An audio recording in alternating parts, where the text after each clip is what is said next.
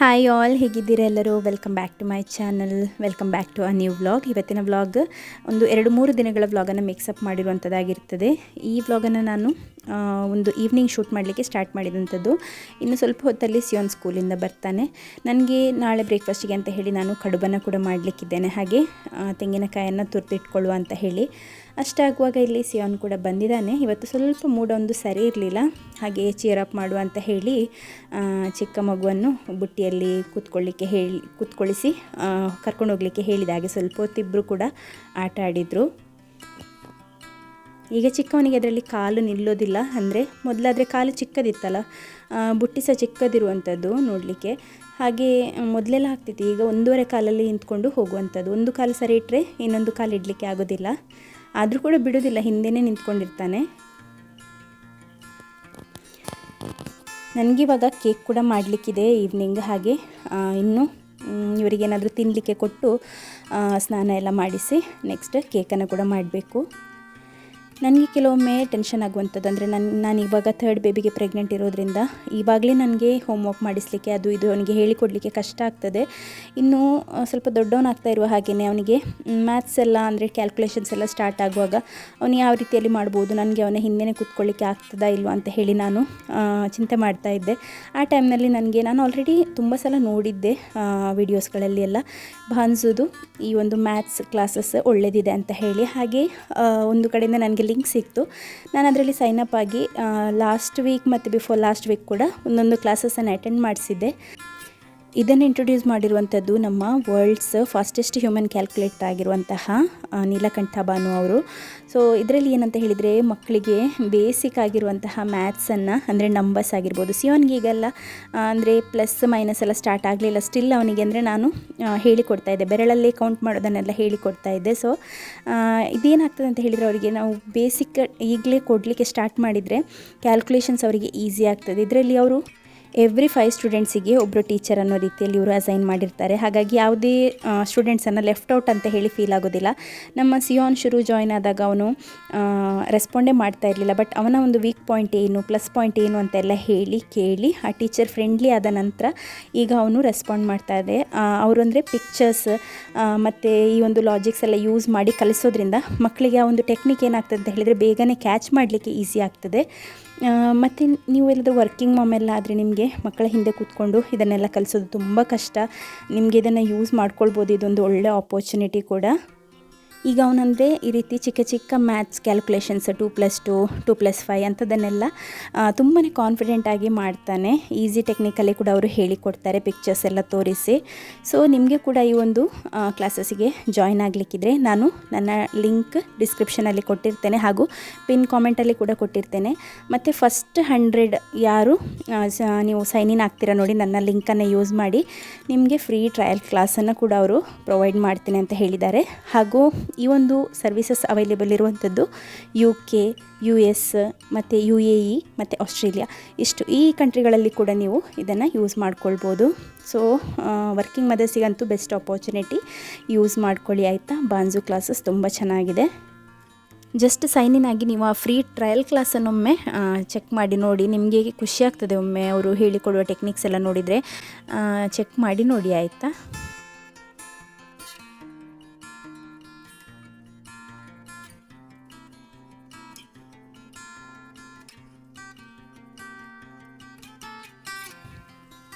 ಇದು next day morning, ಅಂದರೆ ನಾನು ನೆನ್ನೆ ಕಡುಬೆಲ್ಲ ಮಾಡಿ ಇಟ್ಟಿದ್ದೆ. ಸೊ ಕಡುಬನ್ನು ನಾನು 2 ಡಿವೈಡ್ ಮಾಡಿ, ಅಂದರೆ ಇವತ್ತು ನಮಗೆ ಡಾಕ್ಟರ್ ಹತ್ತಿರ ಕೂಡ ಹೋಗಲಿಕ್ಕಿದೆ ಟೆಸ್ಟಿಗೆ. ಹೋಗಿ ಬಂದರೆ ನನಗೆ, ಅಂದರೆ ನಾನು ಹೇಳಿದ್ದೆ ಅಲ್ಲ ಕಳೆದ ವ್ಲಾಗಲ್ಲಿ, ಅರ್ಧ ಜೀವ ಆಗ್ತೇನೆ ಅಂತ ಹೇಳಿ.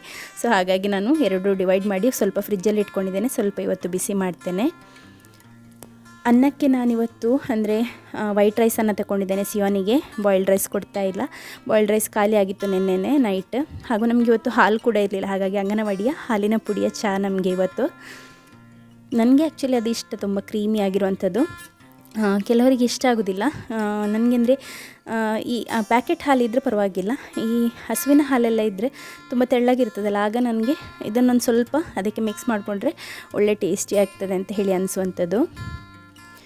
ನಾನು ವೈಟ್ ರೈಸನ್ನು ಕೊಡುವಾಗ ಅದಕ್ಕೆ ಸ್ವಲ್ಪ ತುಪ್ಪದಲ್ಲಿ ಜೀರಿಗೆ ಮತ್ತು ಸಾಸಿವೆ ಹಾಕಿ ಒಗ್ಗರಣೆ ಮಾಡಿ ಅದರೊಟ್ಟಿಗೆ ಸ್ವಲ್ಪ ಕೊತ್ತಂಬರಿ ಅಲ್ಲ ಎಂಥದ್ದು ಕರಿ ಲೀವ್ಸ್ ಉಂಟಲ್ಲ, ಕರಿಬೇವಿನ ಸೊಪ್ಪು, ಅದನ್ನು ಹಾಕಿ ಒಗ್ಗರಣೆ ಮಾಡುವಂಥದ್ದು. ಅದಕ್ಕೆ ಸ್ವಲ್ಪ ಉಪ್ಪು, ಅರಿಶಿನ ಪುಡಿ ಮತ್ತು ಸ್ವಲ್ಪ ಬಾಫಾತ್ ಪುಡಿ ಅಥವಾ ಖಾರದ ಪುಡಿಯನ್ನು ಹಾಕಿ ಜಸ್ಟ್ ಒಂದು ಎಂತ ಹೇಳ್ತಾರೆ ಒಗ್ಗರಣೆ ರೀತಿಯಲ್ಲಿ ಮಾಡಿ ಅದಕ್ಕೆ ನೀರನ್ನು ಹಾಕಿ ಆಮೇಲೆ ಸೋನಾ ಮಸೂರಿ ಅಕ್ಕಿಯನ್ನು ಹಾಕಿ ವಿಸಿಲ್ ತೆಗೆಯುವಂಥದ್ದು. ಆಗ ಏನಾಗ್ತದೆ ಅಂತ ಹೇಳಿದರೆ ಒಂದು ಒಳ್ಳೆ ಮಸಾಲ ರೈಸ್ ರೀತಿಯಲ್ಲಿ ಆಗ್ತದೆ. ಹಾಗೆ ಅವರಿಗೆ ಅಂದರೆ ಅದು ಟೇಸ್ಟ್ ಒಂದು ಬ್ಲ್ಯಾಂಡ್ ಅಂತ ಹೇಳಿ ಅನಿಸೋದಿಲ್ಲ. ಹಾಗಾಗಿ ಆ ರೀತಿ ಮಾಡಿಕೊಡುವಂಥದ್ದು. ಎಷ್ಟೆಲ್ಲ ಹಾಕಿದರೂ ಕೂಡ ಆ ಕರಿ ಲೀವ್ಸ್ ಅದನ್ನೆಲ್ಲ ನಾನು ತೆಗಿಬೇಕು. ಒಂದು ಕರಿ ಲೀಫ್ ಇದ್ದರೂ ಕೂಡ ಅವನು ಎಲ್ಲ ಹಾಗೆಯೇ ಹಿಂದೆ ತಗೊಂಡು ಬರ್ತಾನೆ. ಹಾಗಾಗಿ ತುಂಬ ಜಾಗ್ರತೆಯಲ್ಲಿ ಅಂದರೆ ಈ ಚಕ್ಕೆ ಸ್ಪೈಸಸ್ ಎಲ್ಲ ಹಾಕಿದರೆ ಇನ್ನೂ ಕೂಡ ಟೇಸ್ಟಿ ಆಗ್ತದೆ. ಅದೆಲ್ಲ ಹೆರ್ಕಿ ತೆಗಿಬೇಕು ಮತ್ತು ಕೂತ್ಕೊಂಡು. ಹಾಗಾಗಿ ಆ ರೀತಿಯಲ್ಲಿ ಮಾಡಿಕೊಡುವಂಥದ್ದು. ಕರಿ ಏನು ಕೂಡ ಇರಲಿಲ್ಲ ಇವತ್ತು ನಮಗೆ. ಕಡುಬಿಗೆ ಚಟ್ನಿ ಮಾಡಬೇಕು ಅಂತ ಹೇಳಿ ಅಂದ್ಕೊಂಡಿದ್ದೆ, ಬಟ್ ಸಾಕಾಯಿತು ಬೆಳಿಗ್ಗೆ. ಇನ್ನೊಮ್ಮೆ ತೆಂಗಿನಕಾಯಿ ಯಾರು ತುರಿಯುವಂಥದ್ದು ಅಂತ ಹೇಳಿ ಮಾಡಲಿಲ್ಲ ನಾನು. ಹಾಗೆ ಹನಿಯಲ್ಲಿ ಕೊಟ್ಟಿದ್ದೆ ಚಿಕ್ಕ ಮಗುವಿಗೆ. ಅವನಿಗೆ ಅಂದರೆ ನಾನು ಕಡುಬನ್ನು ರೌಂಡ್ ಕೊಟ್ಟರೆ ಬಾಲ್ ರೀತಿಯಲ್ಲಿ ಬಿಸಾಡೋದು ಅವನು. ಹಾಗೆ ನಾನು ಅವನಿಗೆ ಫಿಂಗರ್ ಶೇಪಲ್ಲಿ ಸಪ್ರೇಟಾಗಿ ಮಾಡಿದ್ದೆ. ಒಂದು ಕಡುಬನ್ನು ನಾನು ಹಾರ್ಟ್ ಶೇಪಲ್ಲಿ ಕೂಡ ಮಾಡಿದ್ದೆ. ಹಾರ್ಟ್ ಶೇಪಲ್ಲಿ ಮಾಡಿಕೊಟ್ಟಿದ್ದನ್ನು ಮುಟ್ಟಲೇ ಇಲ್ಲ ಅವನು. ಫಿಂಗರ್ ಶೇಪಲ್ಲಿ ಮಾಡಿದ್ದನ್ನು ಮುಳುಗಿಸಿ ಅದರಲ್ಲಿ ಹನಿ ಮಾತ್ರ ಖಾಲಿ ಮಾಡಿದ್ದಾನೆ. ಅಣ್ಣ ತಮ್ಮ ಇಬ್ಬರು ಸೇರಿ ಹನಿ ತಿಂದಿದ್ದಾರೆ. ನಮ್ಮ ಸಿಯೋನಿಗೆ ಕಡುಬು ಇಷ್ಟನೇ ಇಲ್ಲ ಆಯಿತಾ. ಆದರೆ ಕಡುಬು ಮಾಡಿದರೆ ಬೇರೆಯವರೆಲ್ಲ ತಿಂತಾರೆ, ಹಾಗೂ ನನಗೆ ಕೂಡ ಈಸಿ ಆಗ್ತದೆ 2 ದಿನಕ್ಕೆ ಅಂತ ಹೇಳಿ ಮಾಡಿದ್ದು. ಮತ್ತು ದಿನ ಎಂತ ಮಾಡೋದಲ್ಲ. ಹಾಗೆ ನಾನು ಹಸ್ಬೆಂಡ್ ಹತ್ರ ಹೇಳಿ ಕೋಲನ್ನು ತರಿಸಿದೆ. ಹಾಗೆ ಕೋಲ್ ತರಿಸಿದ ನಂತರ ಒಂದು ಕಡುಬನ್ನು ತಿಂದಿದ್ದಾನೆ ಕಷ್ಟದಲ್ಲಿ. ಚಿಕ್ಕ ಚಿಕ್ಕ ಕಡುಬು ಮಾಡಿದ್ದೆ ನಾನು. ಒಂದೇ ಒಂದು ಕಡುಬನ್ನು ತಿಂದಂಥದ್ದು ಅವನು. ಇನ್ನು ನನಗೆ ಎದ್ದು ಹೋಗಿ ಚಪಾತಿ ಮಾಡುವಷ್ಟೆಲ್ಲ ಪೇಷನ್ಸ್ ಇರಲಿಲ್ಲ. ಹಾಗಾಗಿ ಕೋಲನ್ನು ಹಿಡಿದು ಕೊಟ್ಟಿದ್ದೇನೆ. ಹಾಗೆ ಒಂದನ್ನು ತಿಂದಿದ್ದಾನೆ. ಒಂದಾದರೂ ತಿಂದರೆ ಒಂದು ಸಮಾಧಾನ. ಖಾಲಿ ಹೊಟ್ಟೆಗೆ ಹೋದರೆ ಏನೋ ಒಂದು ರೀತಿ ಅಂದರೆ ಏನು ಹೇಳ್ತಾರೆ ಗೊತ್ತಲ್ವ, ಅಷ್ಟೊಂದು ನಮಗೆ ಸಮಾಧಾನ ಅಂತ ಹೇಳಿ ಇರೋದಿಲ್ಲ. ಹಾಗಾಗಿ ಒಂದಾದರೂ ತಿಂದಿದ್ದಾನಲ್ಲ ಅಂತ ಹೇಳಿ ಅಷ್ಟು ಸಮಾಧಾನ ಅಷ್ಟೇ. ಚಿಕ್ಕ ಒಂದು ಕಡುಬೆಲ್ಲ ಅಲ್ಲೇ ಉಂಟು. ಅವನು ಹನಿ ಮಾತ್ರ ಖಾಲಿ ಮಾಡಿ ಉಳಿದ ಹನಿಯನ್ನು ಮತ್ತು ಕಡುಬಿನ ಪೀಸಸನ್ನು ತಲೆಗೆ ಉಜ್ಜಿಟ್ಟಿದ್ದಾನೆ. ಒಂದು ಹೇರ್ ಕಟ್ ಕೂಡ ಮಾಡಲಿಲ್ಲ. ತುಂಬ ಲಾಂಗ್ ಆಗಿ ಬಂದಿದೆ ಹೇರ್. ನಾನು ಅಂದರೆ ಈ ಮನೆ ಒಕ್ಕಲಿತ್ತಲ್ಲ, ಮನೆ ಗೃಹ ಪ್ರವೇಶ, ಅದಕ್ಕಿಂತ ಒಂದು ತಿಂಗಳ ಹಿಂದೇನೋ ಅವನ ಹೇರ್ ಕಟ್ ಮಾಡಿದಂಥದ್ದು. ಆಮೇಲೆ ಕಟ್ಟೆ ಮಾಡಲಿಲ್ಲ. ಅವತ್ತು ಮಾಡಿ ನನಗೆ ಸಾಕಾಗಿದೆ. ನನಗೆ ಸೊಂಟನೇ ಇರಲಿಲ್ಲ. ಅವನಂದರೆ ನಿಲ್ತಾನೇ ಇರಲಿಲ್ಲ. ಟ್ರಿಮ್ಮರಲ್ಲಿ ತೆಗೆದಂಥದ್ದು ನಾನು. ಅದಾದಮೇಲೆ ಸ್ವಲ್ಪ ಸಲೂನಿಗೆ ಕರ್ಕೊಂಡೋಗಿ ಶೇಪ್ ಕೊಡಿಸಿದ್ದು 1 ಮಂತ್ ನಂತರ, ಅಂದರೆ ಫಂಕ್ಷನ್ ಎಲ್ಲ ಇತ್ತಲ್ಲ ಅಂತ ಹೇಳಿ. ಹಾಗೆ ಒಂದು ಹೇರ್ ತುಂಬ ಲಾಂಗ್ ಆಗಿದೆ. ಸೊ ಸಿಯೋಂದು ಮತ್ತು ಒಂದಿಬ್ಬರದ್ದು ಕೂಡ ಹೇರ್ ಕಟ್ ಮಾಡಲಿಕ್ಕಿದೆ.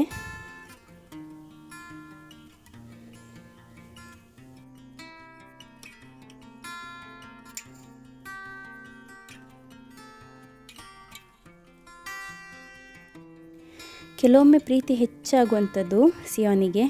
ಅವನನ್ನು ಹಗ್ ಮಾಡುವಂಥದ್ದು, ಕಿಸ್ ಕೊಡುವಂಥದ್ದು, ತುಂಬ ಎಲ್ಲ ನಾಟಕ ಮಾಡ್ತಾನೆ.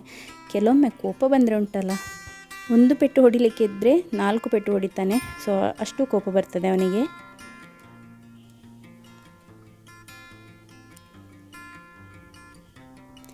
ಈಗ ದೇವರ ದಯೆಯಿಂದ ಸ್ಕೂಲಿಗೊಂದು ಹೋಗುವಾಗ ಕೂಗದೆ ಹೋಗ್ತಾನೆ.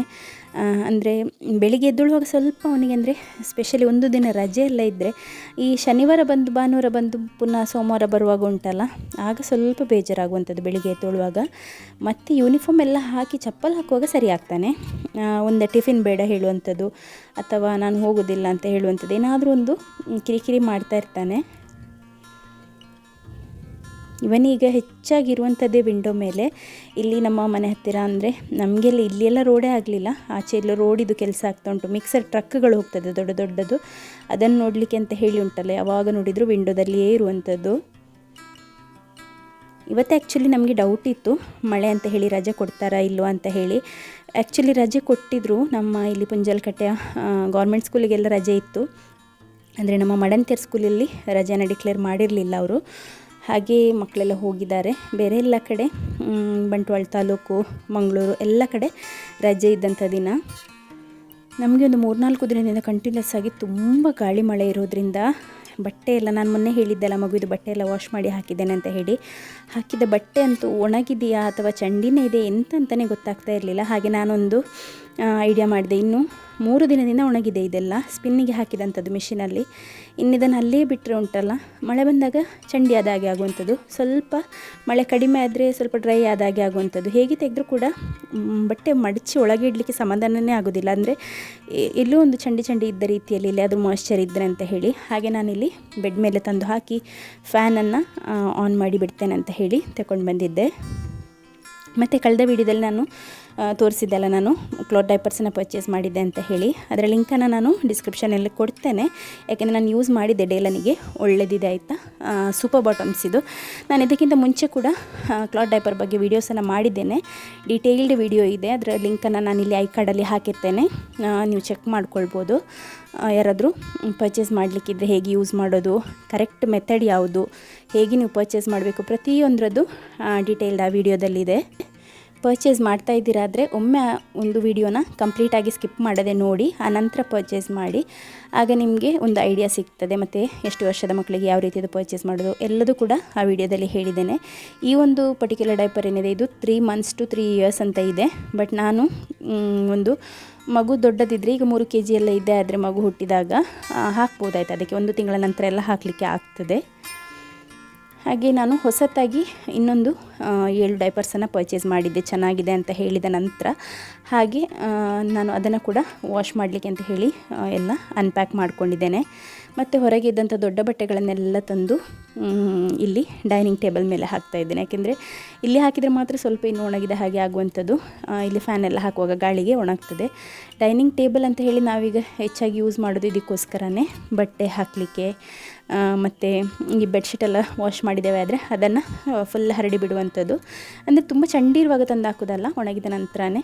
ಇಲ್ಲಿ ಅಂದರೆ ಈ ಮನೆ ಒಳಗಿನ ಬಿಸಿಗೆ ಸ್ವಲ್ಪ ಅದು ಬಿಸಿ ಆದ ಹಾಗೆ ಆಗ್ತದಲ್ಲ, ಆಮೇಲೆ ತೆಗೆದು ಫೋಲ್ಡ್ ಮಾಡಿ ಇಡುವಂಥದ್ದು. ನನಗೆ ಇತ್ತೀಚೆಗೆ ಉಂಟಲ್ಲ ಶುಗರ್ ಲೋ ಆಗುವಂಥದ್ದು. ಕೆಲವೊಂದು ಬ್ಲಾಗಿನ ಹಿಂದೆ ನಾನು ಹೇಳಿದ್ದೆ ನನಗೆ ಶುಗರ್ ಲೋ ಆಗಿತ್ತು ಅಂತ ಹೇಳಿ. ಹಾಗೆ ನನಗೆ ಅಂದರೆ ಬೆಳಿಗ್ಗೆ ಎದ್ದೇಳುವಾಗ ಸ್ಪೆಷಲಿ ಕೈಯೆಲ್ಲ ನಡಗಲಿಕ್ಕೆ ಸ್ಟಾರ್ಟ್ ಆಗುವಂಥದ್ದು, ಕಾಲು ನಡುಗುವಂಥದ್ದು, ಈವನ್ ತಲೆ ಕೂಡ ನಡಗಲಿಕ್ಕೆ ಸ್ಟಾರ್ಟ್ ಆಗುವಂಥದ್ದು. ಹಾಗೆ ನನಗೆ ಒಂದು ದಿನ ಅಂದರೆ ಡೌಟ್ ಆಯಿತು, ಇದು ಯಾಕೆ ಇರ್ಬೋದು ಅಂತ ಹೇಳಿ. ಹಾಗೆ ಡೌಟ್ ಮೇಲೆ ನಾನು ಶುಗರ್ ಟೆಸ್ಟ್ ಮಾಡುವಾಗ ಶುಗರ್ ನಂದು 53 ಆ ರೀತಿಯಲ್ಲೇನೋ ಇತ್ತು, ಖಾಲಿ ಹೊಟ್ಟೆಗೆ ತುಂಬಾ ಕಡಿಮೆ ಇತ್ತು. ಈವನ್ ಆಫ್ಟರ್ ಫುಡ್ ನಾನು ಚೆಕ್ ಮಾಡಿದಾಗ 70 ಸಮಥಿಂಗ್ ಆ ರೀತಿಯಲ್ಲಿತ್ತು.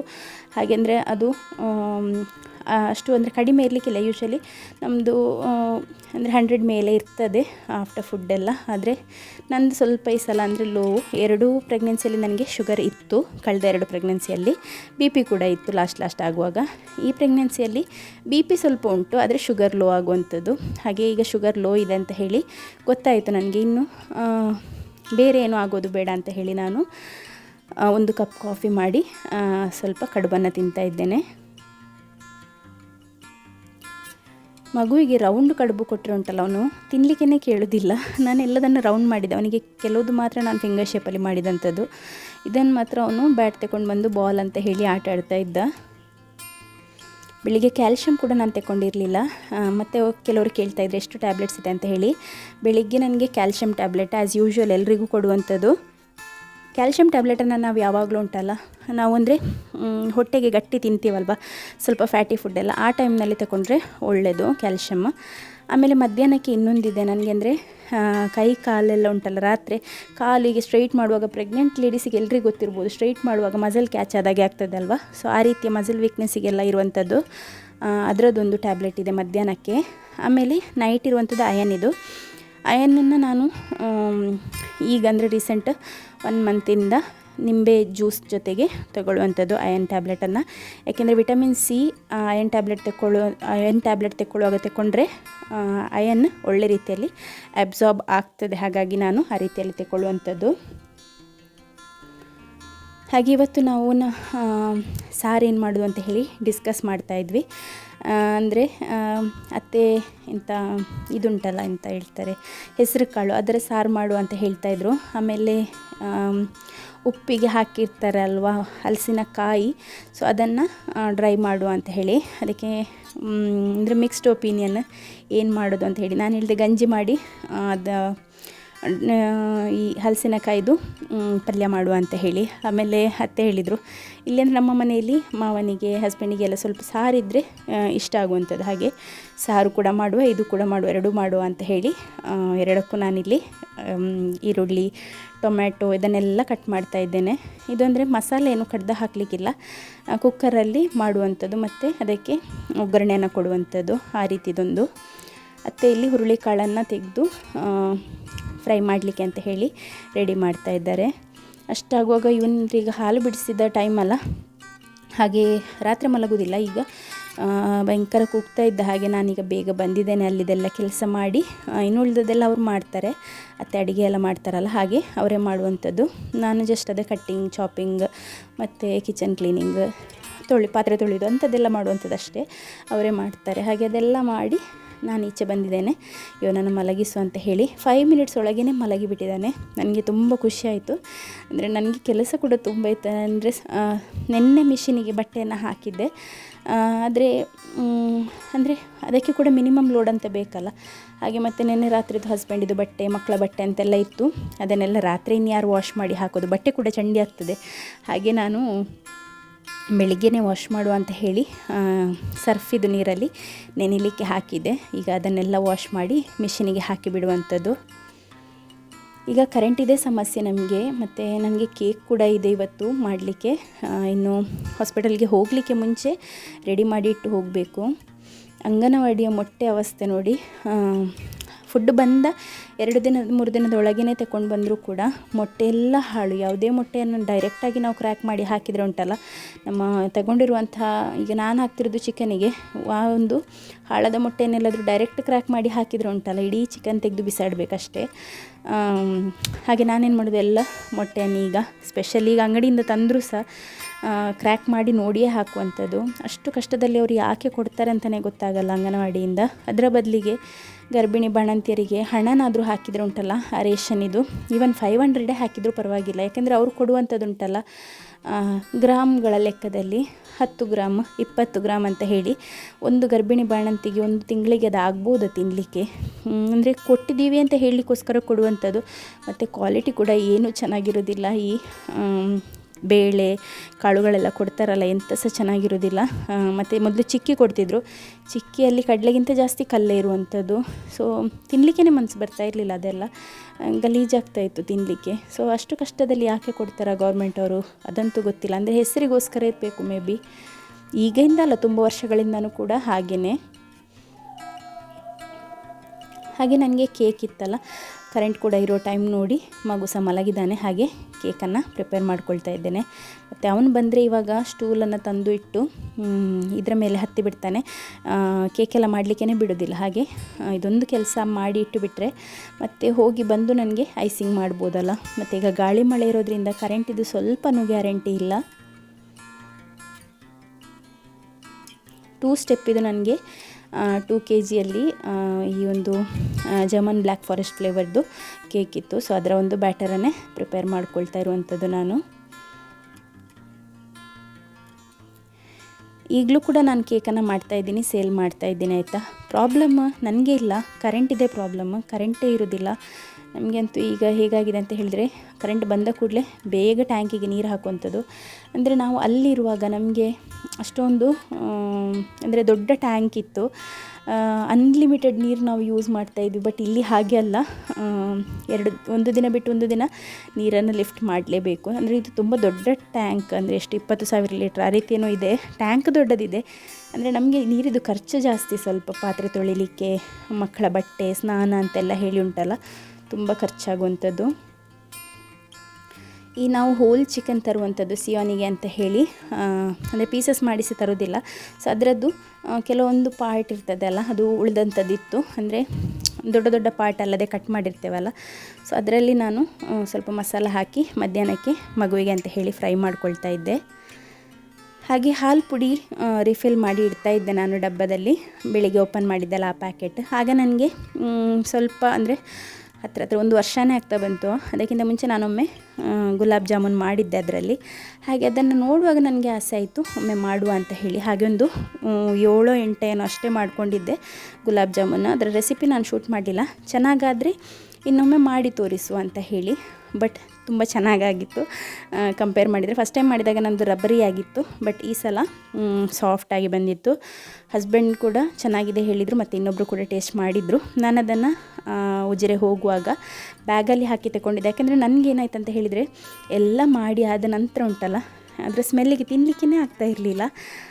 ನಾನು ವೆಯ್ಟ್ ಮಾಡ್ತಾಯಿದ್ದೆ ಹಸ್ಬೆಂಡ್ ಬಂದರೆ ಅವರಿಗೆ ಫಸ್ಟ್ ತಿನ್ನಲಿಕ್ಕೆ ಕೊಡುವಂಥದ್ದು. ಅವ್ರು ಏನು ಹೇಳ್ತಾರೆ, ಹೇಗಾಗಿದೆ, ಟೆಕ್ಸ್ಚರ್ ಹೇಗಿದೆ ನೋಡಿ ಅವ್ರು ತಿಂದರೆ ನಾನು ತಿನ್ನುವಂಥದ್ದು ಅಂತ ಹೇಳಿ. ಬಟ್ ಚೆನ್ನಾಗಿತ್ತು. ನಾನು ಕೂಡ ಆನ್ ದ ವೇ ತಿಂದು ನೋಡಿದೆ, ಮತ್ತು ನಾನೇ ಖಾಲಿ ಮಾಡಿದಂಥದ್ದು. ಚೆನ್ನಾಗಿತ್ತು. ಇನ್ನೊಮ್ಮೆ ಯಾವಾಗಲಾದರೂ ನಾನು ರೆಸಿಪಿ ಕೂಡ ಶೇರ್ ಮಾಡ್ತೇನೆ. ಇತ್ತೀಚೆಗೆ ನನಗೆ ಪಾರ್ಸಲ್ಗಳ ಮೇಲೆ ಪಾರ್ಸಲ್ಗಳು ಬರ್ತಾನೇ ಇದೆ. ಯಾಕೆಂದರೆ ಇನ್ನೂ ಸ್ವಲ್ಪ ದಿನ ಇರೋದಲ್ವ ಡೆಲಿವರಿಗೆ. ಹಾಗೆ ನಾನು ಈಗ ಅಂದರೆ 1.5 ಇಯರ್ ಬ್ಯಾಕ್ ಅಷ್ಟು ನಾನು ಈ ರೀತಿ ಎಲ್ಲದನ್ನು ಪರ್ಚೇಸ್ ಮಾಡಿದ್ದೆ. ನಮ್ಮ ಡೇಲನಿಗೆ ಸೇಮ್ ಅದೇ ರೀತಿಯ ಡೈಪರ್ಸ್, ಇದು ಟೆಡ್ಡಿದು ಟೇಪ್ಡ್ ಡೈಪರ್ಸ್ ಉಂಟಲ್ಲ, ಅದನ್ನೇ ನಾನು ಈ ಸಲ ಕೂಡ ಪರ್ಚೇಸ್ ಮಾಡಿರುವಂಥದ್ದು. ಸೇಮ್ ಡೇಲನಿಗೆ ಕೂಡ ಅದನ್ನೇ ನಾನು ಪರ್ಚೇಸ್ ಮಾಡಿದ್ದೆ. ಸೊ ಆ ರೀತಿಯ ಟೇಪ್ಡ್ ಡೈಪರ್ಸು ಒಂದು ಅಂದರೆ ಈಗ ಒಂದು 130 ಇರ್ತದೆ ಅಲ್ವಾ ಬ್ಯಾಗ್ಸ್, ಅಂಥದ್ದು 2-3 ಬ್ಯಾಗ್ಸ್ ಎಲ್ಲ ಪರ್ಚೇಸ್ ಮಾಡಿದ್ದೇನೆ. ಇನಿಷಿಯಲ್ ಡೇಸಲ್ಲಿ ಡೈಪರೇ ಈಸಿ, ಯಾಕೆಂತ ಹೇಳಿದರೆ ನನಗೂ ಕೂಡ ಈಸಿ, ಮತ್ತು ಜೊತೆಗಿರೋರಿಗೆ ಕೂಡ ಈಸಿ. ಹಾಗಾಗಿ ನಾನು ಮಕ್ಕಳಿಗೆ ಡೈಪರನ್ನೇ ಯೂಸ್ ಮಾಡಿದ್ದಾಯ್ತು. ನನ್ನ ಮಕ್ಕಳಿಗೆ ನಾನು ಲಂಗೋಟ್ಸನ್ನು ಕಟ್ಟಲಿಲ್ಲ. ಜ್ಯೋತಿ ಹಾಸ್ಪಿಟ್ಲಲ್ಲಿ ಮಾತ್ರ ಅವರು ಪಿ ಕೌಂಟ್ ಮಾಡಬೇಕು ಅಂತ ಹೇಳ್ತಿದ್ರು. ಹಾಗೆ ಅವರು ಲಂಗೋಟ್ಸನ್ನೇ ಪ್ರಿಫರ್ ಮಾಡ್ತಾ ಇದ್ದಂಥದ್ದು. ಮತ್ತು 2 ಡೇಸ್ ನಂತರ ನಾನು ಡೈಪರ್ ಹಾಕಿದೆ. ಯಾಕೆಂದರೆ ತಾಯಿಗೆ ಗೊತ್ತಿರ್ತದೆ ಅಲ್ವಾ, ಈಗ ಅಂದರೆ ಫಸ್ಟ್ ಡೆಲಿವರಿ ಆದರೆ ಗೊತ್ತಿರೋದಿಲ್ಲ ಕೆಲವರಿಗೆ ಮಗು ಎಷ್ಟು ಹಾಲು ಕುಡಿತಿದೆ, ಎಷ್ಟು ಸಲ ಪಿ ಮಾಡ್ತಾ ಇದೆ ಅಂತ ಎಲ್ಲ ಹೇಳಿ. ಅವರಿಗೆ ಅಂದರೆ ಅದು ಲೆಕ್ಕ ಬರೀಲಿಕ್ಕೆ ಇರ್ತದೆ ಅಲ್ಲ, ಹಾಗೆ. ಬಟ್ ಅವ್ರಿಗೇನು ಮಾಡ್ಬೋದು ಅಂತ ಹೇಳಿದರೆ, ಡೈಪರ್ ಇದು ವೆಯ್ಟ್ ನೋಡಿ, ಮತ್ತು ಅದು ಯೂರಿನ್ ಪಾಸ್ ಮಾಡಿದ ಮೇಲೆ ವೆಯ್ಟನ್ನು ನೋಡಿ ಮಾಡ್ಬೋದು. ಬೇರೆ ಹಾಸ್ಪಿಟ್ಲಲ್ಲೆಲ್ಲ ಹಾಗೇ ಮಾಡುವಂಥದ್ದು. ಈ ಸಲ ಕೂಡ ನಾನು ಡೈಪರನ್ನೇ ಯೂಸ್ ಮಾಡೋದು. ಈ ಬಟ್ಟೆ ಎಲ್ಲ ಕಟ್ಟಿಕೊಂಡು ತುಂಬ ಕಷ್ಟ ಆಗ್ತದೆ, ಹಾಗಾಗಿ ಡೈಪರ್ಸನ್ನೇ ಯೂಸ್ ಮಾಡುವ ಅಂತ ಹೇಳಿ. ಅದು ಮಗುವಿನ ಡೈಪರ್, ಇದು ನನಗೆ ಅಂತ ಹೇಳಿ ನಾನು ತರಿಸಿರುವಂಥದ್ದು. ಕಾರ್ಮೆಸ್ ಇದು ನಾನು ಲಾಸ್ಟ್ ಡೆಲಿವರಿ ವ್ಲಾಗಲ್ಲಿ ಕೂಡ ಹಾಕಿದ್ದೇನೆ. ಲಾಸ್ಟ್ ಡೆಲಿವರಿ ಟೈಮಲ್ಲಿ ಕೂಡ ನಾನು ತರಿಸಿದ್ದೆ. ಈ ಒಂದು ರಿಯೂಸೇಬಲ್ ಅಲ್ಲ, ಡಿಸ್ಪೋಸೇಬಲ್ ಡೈಪರ್ ರೀತಿಯಲ್ಲಿರುವಂಥದ್ದು, ಅಂದರೆ ಪೀರಿಯಡ್ ಪ್ಯಾಂಟೀಸ್. ಅದನ್ನೇ ನಾನು ಯೂಸ್ ಮಾಡಲಿಕ್ಕಿದ್ದೇನೆ ಈ ಸಲ ಕೂಡ. ಯಾಕೆಂದರೆ ಫಸ್ಟ್ ಡೇ ಏನಾಗ್ತದೆ ಅಂತ ಹೇಳಿದರೆ, first day actually adult diaper ಹಾಕಿದರು ನನಗೆ. ಅದು ಒಳ್ಳೆಯದು ಫಸ್ಟ್ ಡೇಗೆ. ಯಾಕೆಂದರೆ ಯೂರಿನಿಗೆ ಕ್ಯಾಥೆಟರ್ ಇರೋದ್ರಿಂದ ಬ್ಯಾಗಿದೊಂದು ಪೈಪ್ ಇರ್ತದೆ ಅಲ್ವಾ, ಯೂರಿನಿದು ನಮ್ಮ ಡೈಪರ್ ಒಳಗಿಂದ ಹೊರಗೆ ಬರೋದು. ಸೊ ಆ ಪೈಪ್ ಮೂಲಕ ನನಗೇನಾಗ್ತಿದೆ ಅಂತ ಹೇಳಿದರೆ, ಎದ್ದು ನಿಲ್ಲುವಾಗ, ವಾಕಿಗಂತ ನಿಲ್ಲುವಾಗ ಆ ಪೈಪಿಂದ ಬ್ಲಡ್ ತುಂಬಾ ಡ್ರಿಪ್ ಆಗ್ತಾಯಿತ್ತು. ಹಾಗೆ ನನಗದಷ್ಟು ಕಂಫರ್ಟೇಬಲ್ ಅಂತ ಹೇಳಿ ಅನ್ನಿಸ್ತಾ ಇರಲಿಲ್ಲ. ಸೊ ಈ ಸಲಲ್ಲಿ ಆದರೂ ಬೇಗನೆ ಯೂರಿನ್ ಪಾಸ್ ಮಾಡಲಿಕ್ಕೆಲ್ಲ ಆದರೆ 24 ಅವರ್ಸಲ್ಲಿ ತೆಗಿತಾರೆ, ಇದನ್ನೇ ಯೂಸ್ ಮಾಡುವ ಅಂತ ಹೇಳಿ. ಸ್ವಲ್ಪ ಬಾಗಿಲು ಓಪನ್ ಮಾಡಿದರೆ ಆಯಿತು, ರೆಡಿ ಇದ್ದಾನೆ ಹೋಗಲಿಕ್ಕೆ, ಹೊರಗೆ ಹೋಗಲಿಕ್ಕೆ. ಸ್ವಲ್ಪ ಮಳೆ ಕೂಡ ಬರ್ತಾಯಿದೆ. ಮತ್ತು ಈಗ ನಮ್ಮದು ಇಂಟರ್ಲಾಕ್ ಹೊಸತ್ತಾದರೂ ಕೂಡ ತುಂಬ ಜಾರ್ತದೆ, ಎಲ್ಲ ಪಾಚಿ ಕಟ್ಟಿದೆ. ಹಾಗೆ ನಾನೀಗ ಬಿಡೋದಿಲ್ಲ, ಒಣಗಿದರೆ ಸ್ವಲ್ಪ ಬಿಡುವಂಥದ್ದು. ಎಲ್ಲಿಯಾದರೂ ಬಿದ್ದು ಕೈಗೆ ಕಾಲಿಗೆಲ್ಲ ಪೆಟ್ಟಾದರೆ, ಮೂಳೆಗೆಲ್ಲ ಬೇಗ ಪೆಟ್ಟಾಗುವಂಥದ್ದು ಈಗ ಬಿದ್ದರೆ. ಹಾಗೆ ಈಗ ನಾನು ಅವನನ್ನು ಒಳಗೆ ಕರ್ಕೊಂಡು ಹೋಗ್ತಾ ಇದ್ದೇನೆ. ಹಸ್ಬೆಂಡಿಗೆ ಸ್ವಲ್ಪ ಹೊತ್ತಲ್ಲಿ ಬರ್ತೇನೆ ಹೇಳಿದ್ದಾರೆ. 3 to 4:30ವರೆಗೆ ಡಾಕ್ಟರ್ ಇದ್ದಾರೆ ಅಂತ ಹೇಳಿ ನಾನು ಹಾಸ್ಪಿಟಲಿಗೆ ಕಾಲ್ ಮಾಡಿದೆ. ಹಾಗೆ ನಾವಿವಾಗ 3 ಆಗುವಾಗ ಇಲ್ಲಿಂದ ಹೊರಡ್ತಾ ಇದ್ದೇವೆ. ಈ ಒಂದು ಡ್ರೆಸ್ಸನ್ನು ನಾನು ಈಗ ವರ್ಷ ಕಳೆದ ನಂತರ ಹಾಕ್ತಾ ಇರುವಂಥದ್ದು. ಈ ರೀತಿಯ 3 feeding dresses, feeding cum maternity ಡ್ರೆಸ್ಸನ್ನು ನಾನು ಲಾಸ್ಟ್ ಇಯರ್ ಪರ್ಚೇಸ್ ಮಾಡಿದೆ. ಅಂದರೆ ನನ್ನನ್ನು ಮೊದಲಿಂದ ಫಾಲೋ ಮಾಡ್ತಾ ಬರೋರಿಗೆ ಗೊತ್ತಿರ್ಬೋದು, ನನ್ನ ಲಾಸ್ಟ್ ಈ ಒಂದು ಪ್ರೆಗ್ನೆನ್ಸಿ ಹೇಗಿತ್ತು ಅದರ ಬಗ್ಗೆ ಎಲ್ಲ ನೋಡಿ. ಈ ರೀತಿಯಲ್ಲಿ ಓಪನ್ ಇರೋದ್ರಿಂದ ನೆಕ್ಸ್ಟ್ ನಮಗೆ ಫೀಡ್ ಮಾಡಲಿಕ್ಕೆ ಕೂಡ ಮಗುವಿಗೆ ಈಸಿ ಆಗ್ತದೆ. ಹಾಸ್ಪಿಟಲಿಗೆ ಇಂಜೆಕ್ಷನ್ಸಿಗೆ ಕರ್ಕೊಂಡು ಹೋಗುವಾಗ, ನಾನು ಇವನ್ ಚರ್ಚಿಗೆ ಪೂಜೆಗೆ ಹೋಗುವಾಗ ಕೂಡ ಇದನ್ನು ಹಾಕ್ತಾಯಿದ್ದೆ. ಯಾಕೆಂದರೆ ಮಗುವಿಗೆ ಫೀಡ್ ಮಾಡಬೇಕಲ್ವ, ನಮ್ಮದು ಮೇನ್ ಮೋಟಿವ್ ಅದು, ಮತ್ತು ನಮ್ಮ ಕಂಫರ್ಟ್. ಸೊ ಹಾಗಾಗಿ ನಾನು ಇದನ್ನು ಎಲ್ಲ ಕಡೆ ಹಾಕಿದ್ದೇನೆ, ಎಲ್ಲಿ ಹಾಕಲಿಲ್ಲ ಅಂತ ಇಲ್ಲ. ಅದೇ ಬಟ್ಟೆಯನ್ನು ಹಾಕ್ತಾಯಿದ್ದೇನೆ, ಒಳ್ಳೆ ಕ್ವಾಲಿಟಿ ಇರುವಂತಹ ಬಟ್ಟೆ. ನಾನಿದು ಇನ್ಸ್ಟಾಗ್ರಾಮಿದು ಆನ್ಲೈನ್ ಪೇಜಲ್ಲಿ ತಗೊಂಡಂಥದ್ದು. ಚಿಕ್ಕವನಿಗೆ ಕೂಡ ನಾನು ಹೊರಡಿಸ್ತಾ ಇದ್ದೇನೆ. ಸಿಯೋನನ್ನು ಸ್ಕೂಲಿಂದಾನೇ ಡೈರೆಕ್ಟ್ ಪಿಕ್ ಮಾಡಿ ಹೋಗುವ ಅಂತ ಹೇಳಿ. ಅಂದರೆ ಬೆಳಿಗ್ಗೆ ಹೋಗಲಿಕ್ಕಿದೆ ಅಂತ ಹೇಳುವಾಗ ನಾನು ಹೇಳಿದೆ, ನೀನು ಹಿಂದೆ ಬಾ, ಇಲ್ಲಿ ಅಜ್ಜ ಅಜ್ಜಿ ಇದ್ದಾರಲ್ಲ ಅವರೊಟ್ಟಿಗೆ ಇರು ಅಂತ ಹೇಳಿ. ಬಟ್ ಅವನು ಒಪ್ಪಲಿಲ್ಲ. ಅವನು ಹೇಳ್ದೆ ನಾನು ಬಂದ ನಂತರನೇ ಹೋದರೆ ಆಯಿತು. ಅಲ್ಲಿ ಅಂದರೆ ಹೊಸತೊಂದು ಪ್ಲೇ ಏರಿಯಾ ಮಾಡ್ತಾ ಇದ್ದಾರಂತೆ ಹಾಸ್ಪಿಟ್ಲಲ್ಲಿ. ಮೊನ್ನೆ ಹಸ್ಬೆಂಡ್ ಅವನಿಗೆ ಕರ್ಕೊಂಡು ಹೋಗಿದ್ರು ಸ್ಕ್ಯಾನ್ ದಿನ. ಹಾಗೆ ಅಲ್ಲಿ ಹೋಗಲಿಕ್ಕೆ ಅವರಿಗೆ ಅರ್ಜೆಂಟ್. ಮತ್ತು ಬಿಟ್ಟು ಹೋಗಿ ಎಲ್ಲಿಯಾದರೂ ಕೂಗಿದರೆ ಮತ್ತು ಮನಸ್ಸು ಕೂಡ ಬ್ರೇಕ್ ಆಗ್ತದೆ ಅಲ್ಲ. ಕರ್ಕೊಂಡು ಹೋಗ್ತೀನಿ ಅಂತ ನಾನು ಬೆಳಿಗ್ಗೆ ಹೇಳಿದೆ, ಆಯಿತು ಅಂತ ಹೇಳಿದ ನಂತರ ಎಲ್ಲಿಯಾದರೂ ಶಾಲೆಗೆ ಹೋಗುವಾಗ ಕೂಗಿದ್ರೆ ಅಂತ ನಾನು ಆ ರೀತಿ ಹೇಳಿದ್ದು. ಬಟ್ ಎಲ್ಲಿಯಾದರೂ ಮತ್ತೆ ಅವನಿಗೆ ಬೇಜಾರಾದರೆ ಅಂತ ಹೇಳಿ ಡೈರೆಕ್ಟ್ ಸ್ಕೂಲ್ ಬಿಡುವ ಟೈಮ್ನಲ್ಲಿ ಹೋಗಿ ಪಿಕಪ್ ಮಾಡಿ ಅಲ್ಲಿಂದ ಹೋಗೋದು ಅಂತ ಹೇಳಿ ಪ್ಲ್ಯಾನ್ ಮಾಡಿಕೊಂಡಿದ್ದೆ. ನನಗೆ ಈ ಡ್ರೆಸ್ಸಲ್ಲಿ ಇನ್ನೊಂದು ಇಷ್ಟ ಅಂತ ಹೇಳಿದರೆ ಪಾಕೆಟ್ ಇರುವಂಥದ್ದು, ಈ ಹ್ಯಾಂಡ್ ಟವಲ್ಗಳು ಮತ್ತು ಬೇರೆ ಏನಾದರೂ ತುಂಬ ಸ್ಪೇಸ್ ಇದೆ, ಮೊಬೈಲ್ ಅಂಥದ್ದನ್ನೆಲ್ಲ ಇಟ್ಕೊಳ್ಳಿಕ್ಕೆ ತುಂಬ ಒಳ್ಳೆಯದು. ನಾನು ಇದೇ ಒಂದು ಡ್ರೆಸ್ಸನ್ನು ಹಾಕಿ ನನ್ನ ಡೆಲಿವರಿಗೆ ಅಂತ ಹೇಳಿ ಅಡ್ಮಿಟ್ ಆಗಲಿಕ್ಕೆ ಹೋದಂಥದ್ದು ಡೇಲನಿಗೆ. ಹಾಗೆ ಈ ಬಟ್ಟೆಗಳಿಗೂ ತುಂಬ ಮೆಮೊರೀಸ್ ಇದೆ ಆಯಿತಾ. ಬಟ್ಟೆಗಳು ಒಂದೊಂದು ಹಾಕುವಾಗ ನನಗೆ ನೆನಪಾಗ್ತದೆ, ಏಕೆಂದರೆ ರೀಸೆಂಟ್ಲಿ ಆದಂಥದ್ದಲ್ವ, 1.5 ಇಯರ್ ಆ ರೀತಿಯಲ್ಲಿ ಆದಂಥದ್ದು. ಸೊ ನನಗೆ ಈಗಲೂ ಕೂಡ ಅದು ಫ್ರೆಶ್ ಮೆಮೊರಿ. ನನಗೆ ನೆನಪಿರಲಿಲ್ಲ ಬಾಗಿಲು ಓಪನ್ ಇದೆ ಅಂತ ಹೇಳಿ. ಅವನು ಅರ್ಜೆಂಟಲ್ಲಿ ಬರೋದು ನೋಡುವಾಗ ನನಗೆ ಗೊತ್ತಾಯಿತು ಹೊರಗೆ ಹೋಗಲಿಕ್ಕೆ ಅಂತ ಹೇಳಿ. ಸೊ ಅವನಂತೂ ಕಾಯ್ತಾ ಇರುವಂಥದ್ದು, ಯಾರು ಬರ್ತಾರೆ ಒಳಗೆ, ಯಾರು ಹೊರಗೆ ಹೋಗ್ತಾರೆ, ಯಾರು ಬಾಗಿಲು ಓಪನ್ ಮಾಡ್ತಾರೆ ಅಂತ ಹೇಳಿ.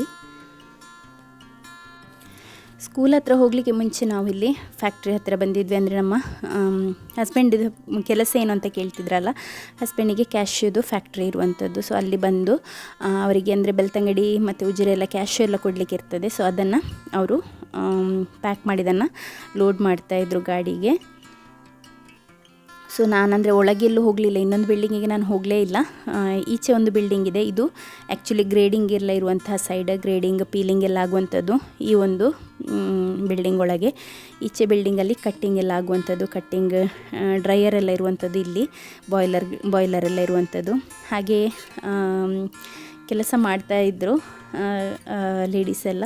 ಮತ್ತು ನಾನು ಅಂದರೆ ಹೋಗಿ ಮಾತಾಡುವಾಗ ಮಗುವಿನ ಜೊತೆ ತುಂಬ ಹೊತ್ತು ಅವ್ರು ಮಾತಾಡ್ತಾಯಿದ್ರು. ಡೇಲನಂತೂ ನಗಾಡಿ ರೆಸ್ಪಾಂಡ್ ಮಾಡ್ತಾಯಿದ್ದೆ ಅವರಿಗೆ, ಅಂದರೆ ಮಾತಾಡೋದಿಲ್ಲ, ಸ್ಟಿಲ್ ಅವರಿಗೆ ಖುಷಿ ಆಯಿತು ನೋಡಿ, ತುಂಬ ಟೈಮ್ ನಂತರ ಅವ್ರು ನೋಡಿದಂಥದ್ದು. ಹಾಗೆ ಅಲ್ಲಿಂದ ನಾವು ಸೀದಾ ಸಿಯೋನನ್ನು ಕರ್ಕೊಂಡು ಬರಲಿಕ್ಕೆ ಅಂತ ಹೇಳಿ ಸ್ಕೂಲ್ ಹತ್ತಿರ ಬಂದ್ವಿ. ಸಿಯೋನಿಗಂತೂ ಅವನ ಡ್ಯಾಡಿ ಕೆಳಗೆ ಹೋಗುವಾಗ ಉಂಟಲ್ಲ ಜನಗಣಮನ ಆಗ್ತಿತ್ತಂತೆ, ಅವನು ಜನಗಣಮನ ಬಿಟ್ಟು ನಗಾಡಲಿಕ್ಕೆ ಸ್ಟಾರ್ಟ್ ಮಾಡಿದಂತೆ, ಅಷ್ಟು ಖುಷಿ ಆಯ್ತಂತೆ ಅವನಿಗೆ. ಅವನದು ಫೇವ್ರೆಟ್ ಸಾಂಗ್ ಯಾವುದು ಕೇಳಿದರೆ ಅವನು ಹೇಳುವಂಥದ್ದು ಜನಗಣಮನ ಅಂತ ಹೇಳಿ. ಎಲ್ಲಿ ಅಂತ ಇಲ್ಲ, ಎಲ್ಲಿ ಸ್ನಾನ ಮಾಡುವಾಗ ಅಲ್ಲಿ ಇಲ್ಲಿ ಎಲ್ಲ ಕಡೆ ಹಾಡ್ತಾ ಇರ್ತಾನೆ. ತಪ್ಪು ಆದ್ರೂ ಉಂಟಲ್ಲ ಪೂರ್ತಿ ಅವನಿಗೆ ಅಂದರೆ ಫಸ್ಟಿಂದ ಎಂಡ್ವರೆಗೆ ಸಹ ಗೊತ್ತು. ಹಾಗೆ ಅವನ ಫೇವ್ರೆಟ್ ಸಾಂಗ್ ಅಂತೆ ಅದು. ಹಾಗೆ ನಾವಿವಾಗ ಹೊರಟಿದ್ದೇವೆ. ಹಿಂದೆ ಕೂತ್ಕೊಳ್ಳಿ ಅಂತ ಹೇಳಿದರೆ ಕೇಳೋದಿಲ್ಲ, ಮುಂದೆನೇ ನಿಂತ್ಕೊಳ್ಳುವಂಥದ್ದು. ಮತ್ತು ಸ್ವಲ್ಪ ಹೊತ್ತಿನ ನಂತರ ಅವನಿಗೆ ಅಂದರೆ ಈಗ ನಿಂತೆಲ್ಲ ಟ್ರಾವೆಲ್ ಮಾಡೋದೆಲ್ಲ ಆಗೋದಿಲ್ಲ. ಹಾಗೆ ಅವನು ಹಿಂದೆ ಹೋಗಿ ಕೂತ್ಕೊಳ್ತಾನೆ ಅಥವಾ ಮಲಗಿ ಬಿಡ್ತಾನೆ. ಅವನಿಗೆ ಕೂಡ ನಾನು ಒಂದು ಜೊತೆ ಬಟ್ಟೆಯನ್ನು ತಗೊಂಡಿದ್ದೆ, ಯೂನಿಫಾರ್ಮಲ್ಲಿ ಬೇಡ ಅಂತ ಹೇಳಿ ಡ್ರೆಸ್ ಕೂಡ ಒಂದು ಚೇಂಜ್ ಮಾಡಿ ಕೊಟ್ಟಿದ್ದೇನೆ. ಹಾಗೆ ನಾವು ಒಂದು 4:30 ಆಗುವಾಗ ಹಾಸ್ಪಿಟಲ್ ಹತ್ತಿರ ರೀಚ್ ಆಗಿದ್ದೇವೆ. ಇವರೇ ಡಾಕ್ಟರ್, ನಾನು ಇದಕ್ಕಿಂತ ಮುಂಚೆ ಸಹ ಹೇಳಿದ್ದೇನೆ, ಡಾಕ್ಟರ್ ಸ್ವರ್ಣಲತಾ ಅಂತ ಹೇಳಿ. ಆದರೂ ಕೂಡ ಕೆಲವರು ಅಂದರೆ ಹೊಸದಾಗಿ ನೋಡುವವರು ಕೇಳ್ತಾ ಇರ್ತಾರೆ ಯಾರು ಡಾಕ್ಟರ್ ಅಂತ ಹೇಳಿ. ಡಾಕ್ಟರ್ ಸ್ವರ್ಣಲತಾ ಮ್ಯಾಮ್, ಇವರ ಹತ್ತಿರನೇ ನಾನೀಗ ತೋರಿಸ್ತಾ ಇರುವಂಥದ್ದು. ಮತ್ತು ಇಲ್ಲಿಯೇ ಡೆಲಿವರಿ ಕೂಡ. ಮತ್ತು ಇನ್ನೊಂದು ರಿಪೀಟೆಡ್ ಆಗಿ ಕೇಳುವ ಕ್ವೆಶ್ಚನ್ ಅಂತ ಹೇಳಿದರೆ, ನಿಮಗೆ ನಾರ್ಮಲ್ ಡೆಲಿವರಿ ಆದದ ಮೊದಲು ಅಂತ ಹೇಳಿ. ಇಲ್ಲ, ನನ್ನದು 2 C-ಸೆಕ್ಷನ್ ಆದಂಥದ್ದು, ಈ ಸಲದ್ದು ಕೂಡ C-ಸೆಕ್ಷನ್ನೇ. ಸೊ ರಿಪೋರ್ಟ್ ಎಲ್ಲ ತೋರಿಸಿದ್ವಿ, ರಿಪೋರ್ಟ್ ಎಲ್ಲ ನಾರ್ಮಲ್ ಇದೆ. ಮಗುವಿನ ವೆಯ್ಟ್ 1.5 kg ಇದೆ. ಈಗ 8ನೇ ತಿಂಗಳು ನಡೀತಾ ಇರುವಂಥದ್ದು ಆಯಿತಾ. ಹಾಗೂ ಬೇರೆ ಎಲ್ಲ ಆಮ್ನಿಯೋಟಿಕ್ ಫ್ಲೂಯಿಡ್ ಅದೆಲ್ಲದೂ ಕೂಡ ನಾರ್ಮಲ್ ಆಗೇ ಇದೆ, ಏನು ಕೂಡ ತೊಂದರೆ ಇಲ್ಲ. ಮತ್ತು ನಾನು ಡಾಕ್ಟ್ರ್ ಹತ್ರ ಕೇಳಿದೆ, 37 ವಾರಕ್ಕೆ ಅಲ್ಲದೆ 38 ಕಂಪ್ಲೀಟ್ ಆಗುವಾಗ ತೆಗಿಬೋದಾ, ಏನೂ ತೊಂದರೆ ಇಲ್ಲದೇ ಇದ್ದರೆ ಮಗುವಿಗೆ, ಅಥವಾ ನನಗೆ ಏನೂ ತೊಂದರೆ ಆಗದೇ ಇದ್ದರೆ ಸ್ವಲ್ಪ ಡಿಲೇ ಮಾಡ್ಬೋದಾ ಅಂತ ಹೇಳಿ. ಯಾಕೆಂದರೆ ಮಗುವಿದು ಲಂಗ್ಸ್ ಡೆವಲಪ್ಮೆಂಟ್ ಆಗುವಂಥದ್ದು ಕೂಡ ಇಂಪಾರ್ಟೆಂಟ್ ಅಲ್ಲ. ಇಲ್ಲಾದರೆ ನಾನೊಂದು ಕಡೆ ಮಗು ಒಂದು ಕಡೆ ಮಾಡಿಬಿಡ್ತಾರೆ, ಹಾಲು ಕೊಡಲಿಕ್ಕೆ ಮಾತ್ರ ಹೋಗೋದು ಬರೋದೆಲ್ಲ, ಅದು ನನಗೆ ಬೇಡ. ಹಾಗಾಗಿ ಏನು ತೊಂದರೆ ಇಲ್ಲದೇ ಇದ್ದರೆ 1 ವಾರ ಎಕ್ಸ್ಟ್ರಾ ವೆಯ್ಟ್ ಮಾಡ್ಬೋದಾ ಕೇಳಿದ್ದಕ್ಕೆ ಆಯಿತು ಹೇಳಿದ್ದಾರೆ. ಸೊ ಡ್ಯೂ ಡೇಟ್ ನಾನು ನೆಕ್ಸ್ಟ್ ಟೈಮ್ ಯಾವಾಗಲಾದರೂ ಹೇಳಿ, ಏನಿದ್ರು ಸೆಪ್ಟೆಂಬರ್ 10ನ ನಂತರನೇ ಆಗುವಂಥದ್ದು, ಎಲ್ಲದು ಕರೆಕ್ಟಾಗಿ ಇದ್ದರೆ, ಇಲ್ಲಾದರೆ ಮುಂಚೆನೇ ಹೇಳಲಿಕ್ಕಾಗೋದಿಲ್ಲ. ಸೊ ಇಷ್ಟೇ ಇವತ್ತಿನೊಂದು ಸಿಂಪಲ್ ವ್ಲಾಗ್. ಈ ವ್ಲಾಗ್ ಇಷ್ಟ ಆದರೆ ಲೈಕ್ ಮಾಡೋದನ್ನು ಮರಿಬೇಡಿ. ಹಾಗೂ ಬಾನ್ಸು ಕ್ಲಾಸಸನ್ನು ಫ್ರೀ ಟ್ರಯಲನ್ನು ಲಿಂಕನ್ನು ಕ್ಲಿಕ್ ಮಾಡಿ ಅಟೆಂಡ್ ಮಾಡೋದನ್ನು ಮರಿಬೇಡಿ ಆಯಿತಾ. Thanks for watching, bye.